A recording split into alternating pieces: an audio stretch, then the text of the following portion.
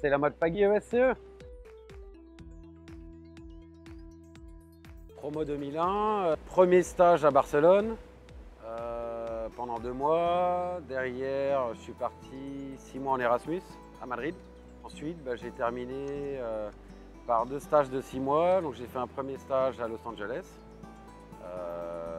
chez un fabricant de vélos. Et derrière, 6 mois de stage de fin de cursus à New York, dans une boîte de téléphonie, télécommunications. Les langues, évidemment, parce que ça m'a permis de sortir avec 2 langues où je dirais que j'étais quasiment, que je maîtrisais, on va dire, je ne vais pas dire jusqu'à bilingue, mais je suis sorti de l'ESCE avec 2 langues supplémentaires.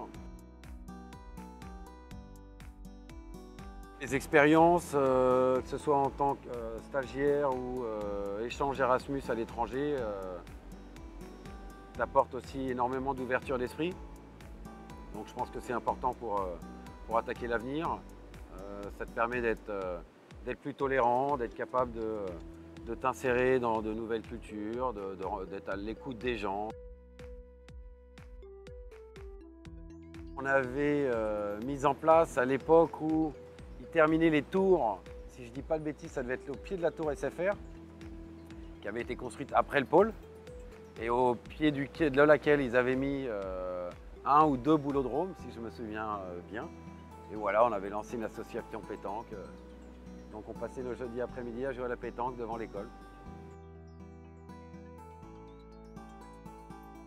J'ai démarré en tant que responsable de zone export chez Poublan, qui est une société qui fabrique de la matière première pour abat-jour.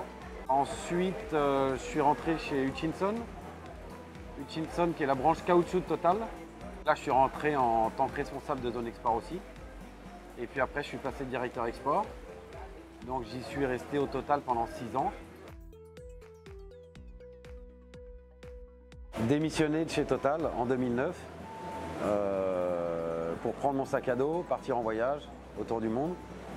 Ce qui m'a permis de finalement me retrouver en Indonésie, créer ma boîte, créer une famille ici.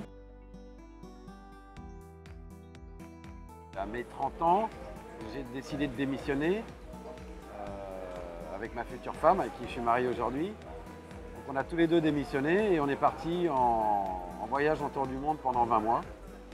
Et voilà, on a tout plaqué sur Paris. On a pris nos sacs à dos, on est parti autour du monde. Dans l'optique aussi, pour ma part personnellement, de effectivement regarder un peu les opportunités professionnelles qu'il pouvait y avoir à l'étranger. En arrivant ici en 2011, j'ai rapidement créé mon activité, donc, qui s'appelle ASEAN Sourcing. C'est une trading finalement dans l'industrie du meuble. Donc, j'ai créé ça avec 2 associés indonésiens et j'en suis aujourd'hui le managing director.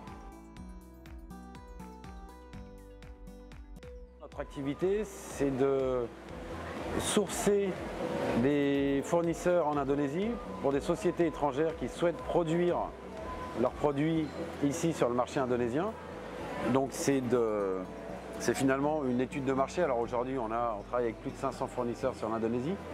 Donc c'est un peu plus facile, mais c'est finalement trouver le fournisseur qui va correspondre au cahier des charges, aux standards de qualité, aux délais de livraison souhaités par le client, À partir du moment où on valide tout le process d'échantillonnage de production en amont, on valide les commandes, on suit toute la production. Donc avec des inspecteurs qui sont dans les usines au quotidien et qui voilà, font du contrôle qualité jusqu'à l'expédition, chargement, l'expédition du container. Et on envoie principalement sur les États-Unis, la France et l'Allemagne. Arrivé en Indonésie un peu plus de 5 ans, où je suis arrivé tout seul, je me suis dit tiens, je connais personne, je vais regarder sur l'annuaire en ligne, justement s'il y a des anciens ESCE ici. Et j'ai retrouvé une personne qui était à Jakarta à l'époque, une personne à Bali. Donc j'ai contacté celui à Bali parce que c'est là où je venais m'installer. Et voilà, depuis c'est devenu un de mes meilleurs amis. J'ai été le témoin de son mariage cette année en Indonésie. Il sera témoin du mien l'année prochaine en France. Louer un scooter et partir à l'aventure, se perdre un petit peu dans les villages. Je trouve que ça, c'est finalement la meilleure manière de découvrir Bali. Dès que tu sors un petit peu des endroits touristiques, tu te retrouves dans la campagne, vraiment authentique. Donc ça c'est sympa. Et puis à partir de là, finalement, tu découvres toute la magie des paysages de Bali, les rizières, les montagnes, les lacs. Tout ça sympa. Et puis une petite descente de la rivière qui part justement du mont Batur en rafting. Très sympa, pareil, pour découvrir les paysages, traverser des villages un peu perdus, voilà.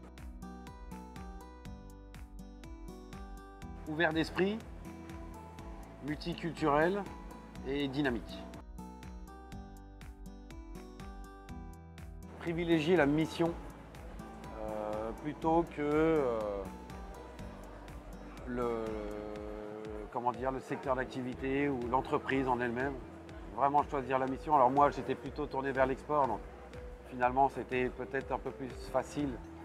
Je ne visais pas une industrie particulière, donc voilà.